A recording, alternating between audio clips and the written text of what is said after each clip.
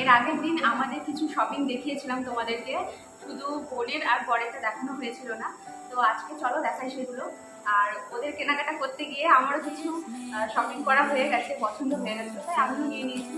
চলো সেগুলো আমি দেখাই। প্রথমে দেখাই, এটা আমার বোনকে দিয়েছে তুলসীতে। এটা হচ্ছে 2 পিস।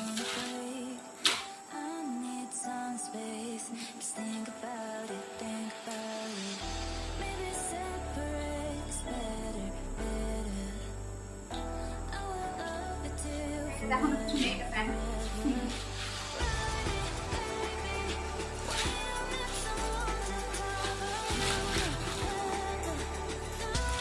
আর এটা হচ্ছে আমার বরের জিন্সের কিছু।